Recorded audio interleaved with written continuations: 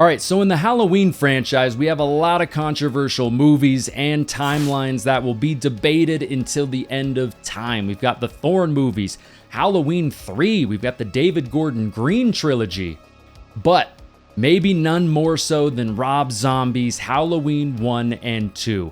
So, since it's October, I figured it'd be a perfect time to go back and revisit and talk about the two movies that shocked an entire fan base.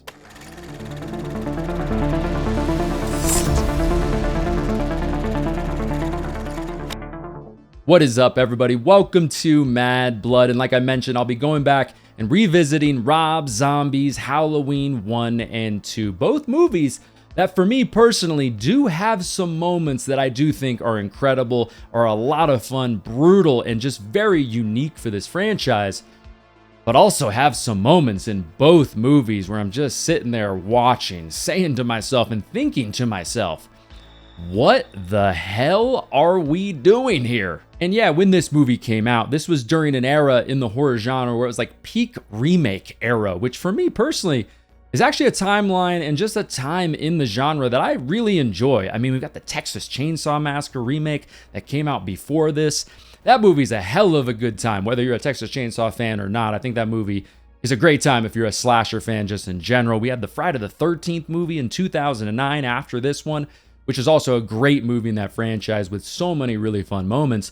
But just the fact that they were going to remake Halloween 1978, and I know remakes are not for everybody, but for me personally, when I heard that, all right, yeah, I'm definitely down for that. All right, and of course, let's just get right into it and talk about the not controversial at all, right? Halloween 2007, like I mentioned, directed by Rob Zombie. And you have to factor in when you're watching this movie, like how handcuffed in a lot of ways Rob Zombie was. They wanted him to really stick to the Halloween formula with this movie, not so much, of course, with the second movie, which we'll talk about more in just a minute, but you do really have to factor that in. And also, watching this movie, I mean, Rob Zombie was going through a hell of a lot as a director. I mean, it was definitely a toxic place to work. I mean, just as an example, when this movie was finished, the production was exhausted. You know, every day was packed. Making a movie is so damn hard, whether it is small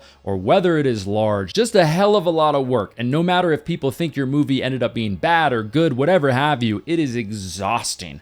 And when this movie, Halloween 2007, was finished, it was cut, edited, everything. Here's an example of what Rob Zombie was going through, even at the very end of production. Bob Weinstein rang him up and called him and said, I quote from Rob Zombie, he said, I hate every single fucking frame of this movie.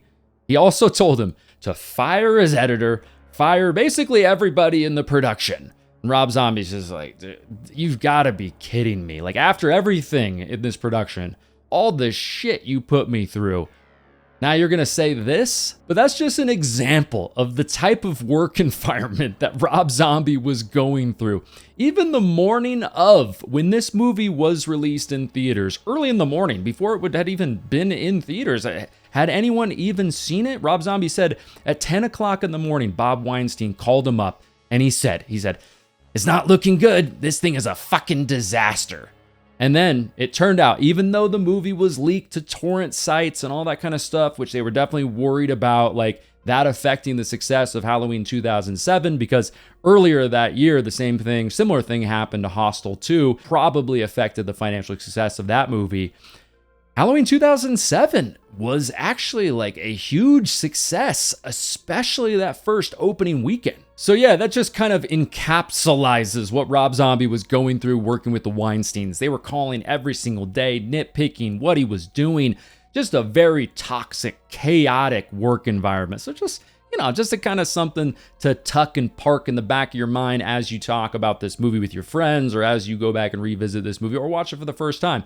Just something to kind of think about there. But still, I don't really take that into much of a factor when I think about this movie, because in the end, it's the final product that really matters. But with Halloween 2007, right here, we open up. It's Halloween, our favorite day of the year. And we open up with Halloween 2007 with, of course, not a controversial scene at all, right, guys? a scene that's just generally beloved by all Halloween. No, not at all, guys.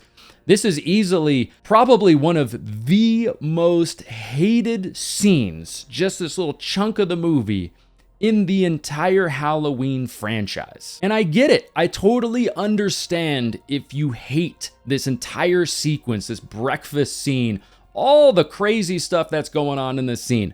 I get that. But as you watch this movie and as you watch the second movie, you really see how it fits into the narrative that Rob Zombie's going for. Are there a lot of things in this scene that I do really like? Do I generally love this opening breakfast scene? No, not at all.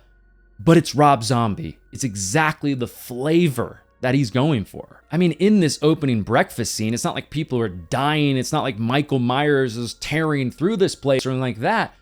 But it kind of does set up that sort of like dark, unsettled kind of feeling that is going to carry throughout this movie and the second movie. And yes, of course, as this video goes along, I'll kind of talk about, this creative idea to peel back the onion on Michael Myers, which is also one of the most controversial things that they did in this movie, is just kind of like, letting us know why Michael Myers became so evil. Because of course, in Halloween 1978 and some of the other movies in this franchise, the beauty of Michael Myers is just pure evil, the ambiguity of all of it. And yeah, there's some things, I prefer that angle of it, of course, but still, I don't mind them taking a swing. Of course, as this franchise goes along, and this is a long franchise, they're eventually going to take a swing, just like the Thorn trilogy, at kind of explaining why Michael Myers is the way that he is. And like Loomis says in this movie, Michael was created by basically the perfect alignment of just interior and exterior factors gone violently wrong. Like he said, like a perfect storm, if you will. And that's obviously how these two movies are. This is a human, and with interior factors, how he was born, his personality, some of the other things with his temperament, whatever have you, mixed with just all the madness going on at home, at school, everything else, just this perfect storm. And also makes this story that's a little less maybe supernatural. So that makes it a little bit scarier for some people. For me, it does work for me in some ways. Like I said, I do prefer the Michael Myers, the blackest eyes, the ambiguity, the theater of the mind, all of that. Like I said, I do prefer that. But still, I think this angle that Rob Zombie takes with explaining and showing us literally Michael from a kid and how he grows to be pure evil, I think at times definitely works in this movie. Now, say what you will about the greatness of that opening sequence in Halloween 1978. I mean, the iconic Black Christmas-like POV shots, the atmosphere, the ambiguity of all of it. I mean, it's just pure horror greatness, of course. But honestly, in Halloween 2007, I mean, here Michael killing his stepdad and then brutally bludgeoning his sister's boyfriend to death with that aluminum bat here. Putting on the mask too, showing us the new mask and all of that, which I think is great. We'll talk about more in just a second. Then kind of, touching his sister in that like weird sexual way, and then stabbing her to death in the way that they do in this movie, more brutal, more over the top, all of that. I just think, it's not only very, very dark and scary and unsettling. I mean, especially with this new version of the iconic Halloween score playing on top of all of this that's going on the screen. But also, as a dad of two small kids, I mean, just imagining, obviously, a kid that's capable of this kind of stuff that's so fucked up. There's something that's just pretty horrifying about that. And I think the production executes this scene very well. And also, just speaking of the sound design and the score in both of these movies, I think it's really good, and I think it fits just the narrative and the tone and the vibe of both of these movies. It's so loud and in your face. Obviously the iconic Halloween score is here, and it very much feels like John Carpenter's score, but it's just slightly different, slightly new, which I think is really, really good. But it's just, the kills are brutal and loud and crunchy and in your face and rock and roll. And it just very much fits this movie. And I just think the sound design across the board in both of these movies is really, really top notch. Now, just a second ago, I did mention the mask, Michael putting on the mask there as a little kid. I really do think the mask in both of these movies, all of the masks that we get, the clean version, the rotten version, are truly incredible. They're some of my favorite masks in this franchise. Now, one day I will rank the masks in the entire franchise and you'll see where these masks rank. But I really do think the masks in both of these movies, all of them, even the one that gets ripped, so you can see a big chunk of Michael's face in some moments. They do a great job shadowing that still, regardless. But all of the masks, really, really good and kind of similar to the score. You see the original mask in the mask in this movie. Like, you see it, but it doesn't look like a replica at all. Very similar to Halloween 2018. Like, you can tell it's Michael Myers, but it's just, they just did such a great job of making it different enough that it feels like a new mask, but also has the foundation of the iconic Michael Myers mask. It's just, the mask, I can't say enough about it. It is truly just amazing. I need to pick up those masks for my collection. I just really do think they're really, really top notch. Also, speaking of Michael Myers in both of these movies, I've talked about this before in videos ranking how scary Michael Myers is in this franchise and other videos like that, but I'm really, really, really a big fan of Tyler Mane playing Michael Myers. I really do enjoy this era of the main antagonists in these iconic horror franchises. You know, Michael Myers, Leatherface, Jason Voorhees, the bigger, more menacing, almost like the pro wrestler kind of a vibe to these characters, which I personally think is really scary and creates that type of a character that you're like, damn, I would never want to run across or come across this character because he's so in your face and fast and brutal, gets his hands in there, throws people around, runs through walls, and is just destructive. And yeah, Tyler Mane is a legend. Love that guy, and I love his portrayal of Michael Myers in this movie. I really do think it is not only one of the scariest versions in this franchise, but he does a great job in both of these movies. I mean, just that moment when Michael goes back to the house and starts tearing up the floorboards, not only perfect for these two movies on getting back his mask and the knife and all of that, but as soon as he grabs that knife, this bigger, crazy, like Bowie knife version of Michael Myers' knife, and then also the mask as well. You know, it's been sitting under there all these years. I'm just watching that scene as he's putting it on. I'm just like, hell yeah, man. That looks so damn good. And just to speak a little bit more about Myers in these two movies, I mean, when we immediately get introduced 15 years later after, you know, Michael's mom kills herself and all of that, we get introduced to the adult version of Michael. And we immediately see like his size and his long, dirty hair and his nasty feet and all of that. You know, these paper mache masks that he's been making to hide his face. You know, he hasn't said a word, not a single word in 15 years. I just feel like in this movie, they do a great job of making this character have this aura that even though this guy is in chains and there's guards all over the place, seemingly seems like, you know, you're probably pretty protected. No, obviously not.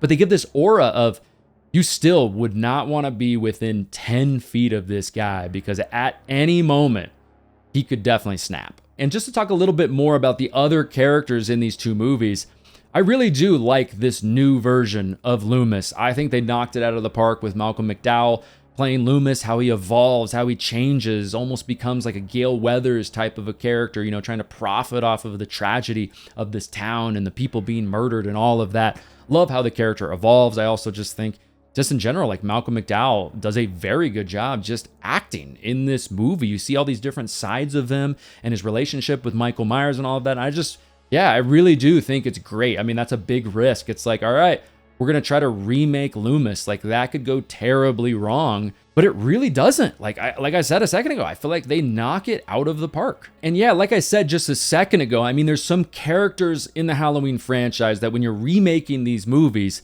that are like a make or break thing for the movie. If you cast it wrong, it could completely ruin the movie and take the fans of the franchise out of the movie. And of course, outside of, you know, Loomis and definitely Michael, if you screw up that one, I mean, you're pretty much screwed, of course. But if you're remaking Halloween and you make the creative choice to have Laurie Strode come back and you're going to recast that character, that's a lot of pressure. And very similar to Malcolm McDowell and all of that, I really do think that Scout does a great job, especially in the first Halloween from 2007, with the character of Laurie Strode. I mean, it's that likable girl next door, innocent type of final girl and all of that.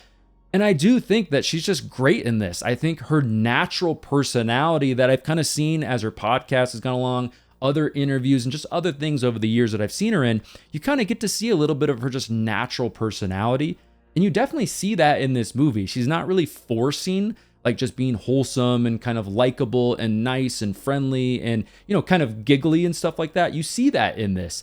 She very much comes across as like a smart girl that you want to root for, who's likable and, like I said, innocent. And then, also her character very much evolves in the second movie. But yeah, again, Scout, I think, is great in this movie. And also, just to touch a little bit more on the cast in both of these movies, I really do think that the cast overall and the acting overall, there's some questionable actresses and actors in these movies here and there, but overall, I do think the cast is very, very strong. Plus, it also shows you Rob Zombie's love for the genre, which I always enjoy seeing. I mean, you have these genre icons that he kind of trickles in throughout both of these movies. Characters like Brad Dourif, of course. Daniel Harris, of course, the Halloween icon, all of that. Stretch from the Texas Chainsaw Massacre, kind of early on in the second Halloween movie. But I do think overall the cast and the acting in both of these movies is very, very good. Some of the best casting in this entire franchise. And also, I want to say with this movie, a really important and I think well thought out storyline in this movie was that relationship that Michael Myers has with Danny Trejo's character at Smith's Grove. He's basically the guy who's been watching over him all these years, taking care of him. And I think it was a really smart idea to add that into this movie to really show who this character is now after all these years. Just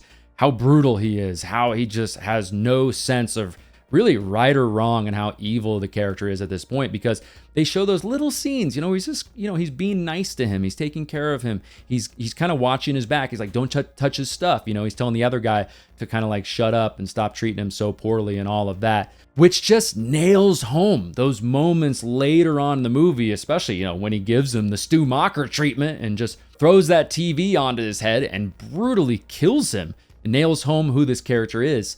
And they also kind of string out Danny Trejo's death in the movie as well to even more so nail it home. It's not like he just quickly stabs him and then goes about his business. No, he's like drowning the guy and then, like I said, drops the TV on him. It kind of lingers. It's a longer death, which really, like I said, just nails his character home. Very smart, creative decision to add that into this movie. I will also say, I don't think Rob Zombie gets enough credit in both of these movies for just adding these quick little funny scenes that are pretty fun to me and just add a little something extra to the movie along this journey. And like in the first Halloween movie from 2007, the truck stop scene. I mean, I think this is one of the funniest scenes in this entire movie and just adds, like I said, a little something extra to this movie. It's like, damn, Joe, I mean, come on, man, a little full frontal while you're dropping a deuce? Like, what are you trying to do? I mean, I know, I get you're trying to get rid of that Taco Supreme, man, but multitasking, you dirty, dirty bastard, naughty girl, naughty, naughty girl. But not only do we get a cameo from the legend Ken Foree here in this scene, who's also a massive guy, so it also just nails home how truly big Michael is going to be in both of these movies. He doesn't even flinch when he opens that door and this big ass, dirty, scary looking guy is sitting there, standing there looking back at him. But we also get that great line, which also, like I said, just adds something to the scene, adds something to this movie. That's a hell of a lot of fun. I'm Joe Grizzly, bitch. Now, I kind of mentioned this just a second ago also, but another thing I think Rob Zombie does not get enough credit with both of these movies is whether you like the style of these movies or not. Whether you like the storyline, whether you like or dislike what they do with Michael Myers or some of the other characters, put that aside. Rob Zombie just knows how to make a very, very competent movie. He knows what he's doing. I think with both of these movies, I think they're made very well. Whether you like the style or not, like I said, the cast, like I mentioned a second ago, is very top notch. The sound design, like I already said, top notch as well, in my opinion. And I think the movies also, both of them, the way they look, the atmosphere, all of that, I just think from a pure, just like movie making perspective, is it competently made, whether you like the creative decisions or not?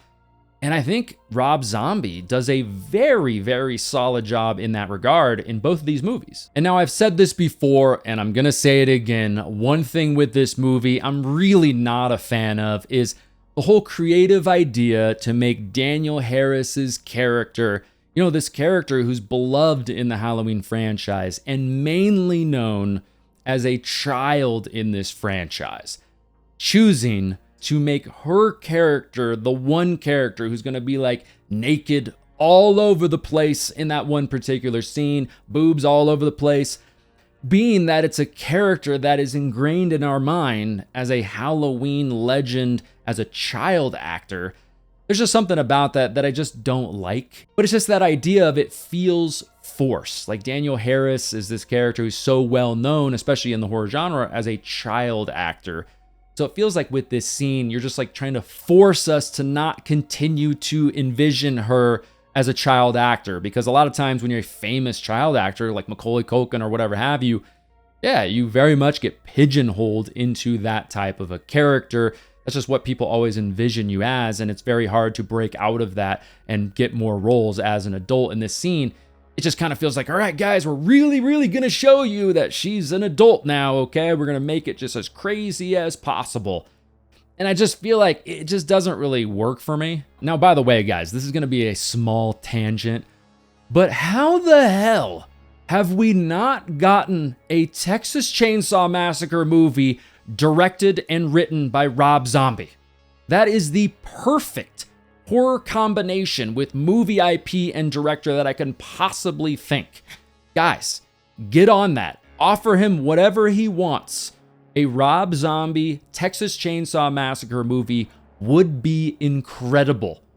It just blows my mind. We have not gotten that yet up until this point. Now, of course, the end of Halloween 2007 doesn't have that just pure eeriness and creepiness and that unsettled type of feeling that you get from the end of Halloween 1978. It's more of like this giant monster coming to get you type of a feel to this.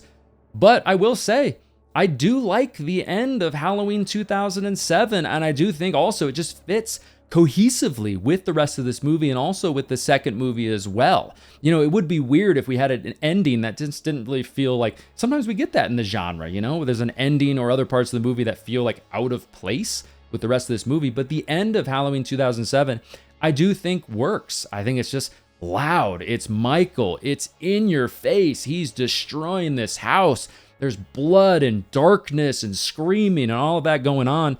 Yeah, and I think the end of Halloween 2007, like I mentioned, I do think it's effective. And yeah, really, I just think the end of this movie is pretty relentless. There are several moments where you think that the end of this movie is coming. It's definitely here. It might be over. Nope. Just keeps on going and going and going. We get a really fun jump scare there that I think is really effective when we get the remake of the iconic line about the boogeyman, you know, all of that. And then Michael just blasts right through the window. I think that's a really effective jump scare that's done very well. You don't really see it coming too much. But yeah, the end of this movie, I just think is a holy shit kind of moment. It's just, like I mentioned, it's just like bang, bang, bang, you know, and the gun, you think it's empty and that's how the movie's going to end. Nope. Blasts him in the face and the movie just ends. It's just, you know, it's kind of a crazy ending that very much, like I mentioned, fits the rest of this movie. Now, yes, of course, in the end, Halloween 2007 is a wild up and down journey with a lot of craziness. It's in your face. It's loud. But you cannot lie to yourself and not say, man, Rob Zombie just puts his imprint on this franchise, on this movie. It just feels like Rob Zombie. It's gritty. It's in your face. Like I said, it's loud. It's rock and roll. It has some white trash stuff. And not all of that is good. But I do think in the end, the foundation of the Halloween franchise, when you're remaking a Halloween movie, how you going to do with Loomis? I think they did a great job. How you going to do with a new updated version of Michael Myers for this era? Great job. Tyler Mane is amazing. Okay, you're going to throw Laurie Strode back into the mix. Well, good luck recasting that character because that's going to be pretty damn hard to make fans happy. I think Scout is great in this movie. So those aspects of it, especially when you get some brutal kills and some fun holy shit scenes, it makes a movie where there's a lot of moments, like I said, that I do really enjoy. Is Halloween 2007 my favorite movie in this franchise? No, definitely isn't. But it's not my least favorite. All right, now with that said, are y'all ready for some White Horse Michael Myers hobo shit? All right, I am too, so let's go. Let's talk about Halloween 2 from 2009. So yeah, like I mentioned earlier, just making that first Halloween movie from 2007 for Rob Zombie, was a horrible experience for him. He wanted nothing to do with the Halloween franchise or the Weinsteins after that, rightfully so. Those pieces of shit just treated him horribly. But he actually had signed a 3-picture deal with the Weinsteins and all of that. But he just said, man, I'm exhausted. I want nothing to do with this. So they moved on and they tried to hire a bunch of other directors to make Halloween 2, but ended up firing all of them. And then eventually, after kind of calming down, having some time away from the franchise, and also talking to the Weinsteins and saying, all right, man, I will come back, but I'm going to need a few things. First of all, I want out of this 3-picture deal. I'm only going to make a second movie. That is the only thing I'm going to do. But also, I need some more creative control. And because after that 2007 movie, Rob Zombie had developed a good relationship with producer Malik Akkad, Malik said, hey man, we trust you. We'll let you move away from the general formula of the Halloween franchise and take a swing and, try your own thing with this Halloween IP that we've got. And oh boy, yeah, oh yes he does. And yeah, one thing that is a huge part of Halloween 2 as they continue this story, they continue the story of Laurie Strode, a big theme is trauma and what people will do with that trauma and how they'll cope with it, how they'll try to overcome it with new news about their history and their past, all of a sudden being brought onto their lap, especially with characters like Laurie Strode when you're already at an age where naturally it's just a huge turning point for people. You're experimenting with things, you're trying to figure out really who you are, who you want to be. And on top of that, you find out that you're Michael Myers' sister, plus you had all that horrific shit happen to you in the first movie. So just a huge part of this movie is trauma and how they explore that. And I think overall, Rob Zombie does an effective job of showing how some people cope with it. Whether you're watching this video or watching this movie and you're like, this doesn't make any sense, trauma, what? This is not how people cope with it. That's maybe just because that's how you won't cope with it. But very much, in my opinion, is a good portrayal of how some people would definitely cope with something like this. Okay, so where we at now in this second movie? Well, Michael's body's missing. He's presumed dead. Loomis is trying to cash in again on everything that's going on here. He's got a second book coming out in this second movie, and Laurie is now living with the Brackets as she's dealing with all of her trauma from the stuff that happened in the first movie. And right away here with the opening scenes of Halloween 2, it starts to feel a lot like one of the greatest slasher movies ever made, which is Friday the 13th, the final chapter, because in that movie, if you remember, they're kind of just showing us early on the aftermath of what happened in the previous movie. They're cleaning everything up and they're bagging up the killer that was responsible for all of this. And also, making the character Jason and also, of course, Michael here feel a little bit more supernatural than they did probably before, because like Jason in that movie, clearly a lethal wound for most of us. And then Michael, obviously in the first Halloween 2007, another probably would be a lethal wound here, but they just keep getting up and keep coming back. So it adds that angle to it as well. And how could you even have the chance of making a great slasher movie without having at least one horny ambulance driver? But yeah, of course, we've got Axel in Friday the 13th, the final chapter, who, yeah, I get is probably a coroner, but whatever. We got Bud in Halloween 2. The list goes on and on and on. Come on, guys. What's the difference between jam and jelly? Cow! And man, these boys definitely don't get the hot nurse in a hot tub storyline like Bud in Halloween 2. These fellas get messed the hell up. And once again, reminding you, this isn't going to be like Halloween 1978. This is a totally different era as Michael just grabs a broken piece of glass and saws this guy's head off. Now, dream sequences are obviously a common trope in the horror genre, and in a lot of cases, it's kind of just a gimmicky way to throw cheap scares at your audience and pretty much do whatever you want. It doesn't really have to make sense because in the end, you can just say, oh, it was just a dream sequence and all of that. But I will say here though, honestly, I think this is one of the best examples of how to make a great horror dream sequence, especially in a slasher movie. I feel like this dream sequence, it doesn't feel too gimmicky. It doesn't feel too supernatural, which sadly cannot be said about a lot of the other hallucinations and dream sequences we see later on in this movie, but I'm just talking about this one right now. But this one, you know, it also fits very much into the theme in this movie of trauma and PTSD and all of that. And most of all, though, I think this dream sequence is brutal as hell. It's also filmed really well, in my opinion. I think this is a great setting. And also, I think it's pretty damn scary, too. I mean, come on, those shots of this massive Michael Myers in the rain with that mask, dude, pure nightmare fuel. I also think it just adds a little something extra to this scene, too, that, you know, I personally think that hospitals, especially at night, are some of the best locations to set a horror movie, just period. But really though, this entire dream sequence, I mean, an incredible mask, incredible atmosphere, disturbing, brutal, loud kills.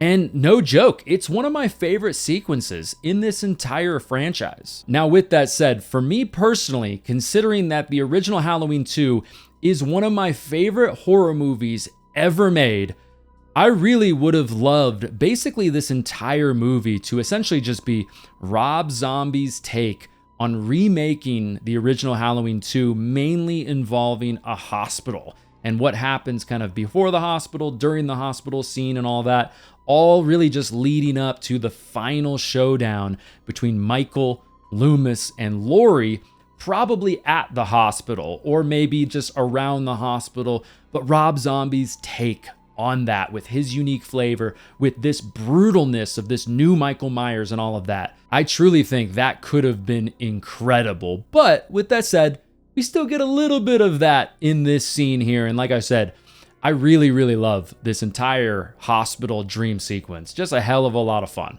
I also love how Rob Zombie has this unique ability to add these locations to his movies that are kind of just in the movie for a short amount of time, but you never forget about them. Like the truck stop in the first Halloween movie from 2007. Then you have the Red Rabbit strip club in this second movie. But yeah, it's just these short scenes that I think are a hell of a lot of fun and also stack up the kills, you know, the body count as this movie goes along, and just adds a little something extra to these movies. And I'll be honest too, I actually do enjoy watching Loomis as he's kind of trying to profit off of this book. He's doing these interviews and all these other things that go into marketing a book. And I actually find myself enjoying that journey. There's a part of me that thinks that I wouldn't because it's so different for the Halloween franchise and it pulls you away from the normal stuff in this franchise that you're used to. But I mentioned this a second ago, but it's very much got kind of that Gale Weathers Scream type of a feel to it. This guy who's like a little bit crooked. Obviously, he's not a reporter, but now he's like this kind of writer in a sense. Obviously, somebody else is either writing it for him or helping him to write it, all of that. But it's got a bit of that Gale Weathers vibe to it. But I mean, probably a lot of that just has to do with Malcolm McDowell. I think he pulls it off really, really well. But yeah, they explore that more in this second Halloween movie, and I think it actually works for me. Now, what I'm about to say, I don't think is really Scout's fault. I think it has more to do with like the script and more to do with just the creative choice of exploring her trauma and some of those things in this second movie.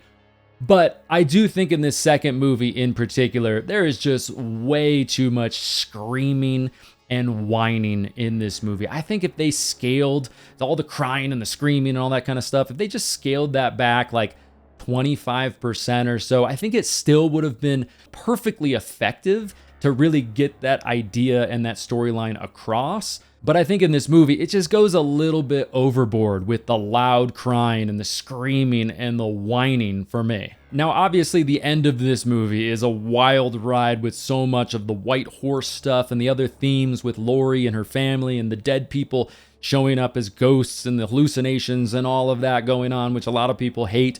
Doesn't ruin the movie for me, but it definitely goes there for sure. You know, like when Laurie's mom says stuff like, "The end, it is time, Michael, take us home," and all of that.